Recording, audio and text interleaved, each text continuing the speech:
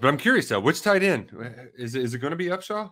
I think in the last week I've just talked myself into Izayah Cummings just having a monster season. I think I like that take, Luckett. I like that take. We've talked about this guy, Nick, since he was senior at Male, and we've all said, he could play receiver, but if they move him to tight end, he could be a real weapon. Like an NFL, he can be a draft pick. And we saw some signs of it last year, I think. Caught 3 touchdowns, had 14, 15 receptions, but he missed some time there at the end, had dealt with injuries. But I just think he's going to be a real important part of this offense because of that positional versatility, because of how he can flex out. He can do some of the HVAC stuff that they want to do. He can block, which is going to help them scheme up some play action pass stuff. I just think there's a lot there with him, and he can in a pinch he can line up into the boundary as an X receiver and win some stuff for you.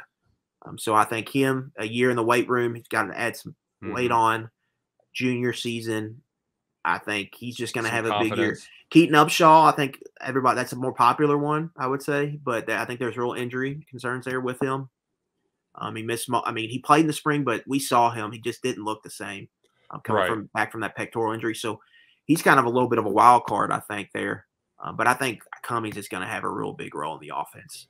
Well, and in Cummings' case, with Upshaw, we saw a few flashes, but I think we get more. We've seen more consistent. Like I feel like I can rely on Izayah Cummings a little bit more. He had that big block down at South Carolina to spring free a Cavassier smoke touchdown. He's played physical, even though in his body it didn't look ready for that moment. And now you feel like this is the year for the Louisville kid, and that would not only be huge for Kentucky's recruiting cases in Louisville, like, hey, male kids, look what your boy's doing. And he's also going to look like a badass this year wearing number 8, changing up his number. Going to look real good lining up at the tight end. Single-digit action, yeah.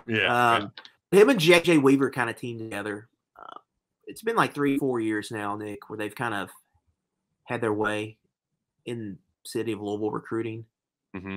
But they need these guys to produce. And I think Cummings and Weaver can both become draft picks. And if they're 2 guys, if Kentucky has a big season like people think they can have, and these guys play big roles in that on both sides of the ball, that's a huge selling point, I think, in that city. And especially with Louisville, the California Cardinals down there, not recruiting the city a whole lot, it can widen the gap a little bit there for Kentucky in recruiting.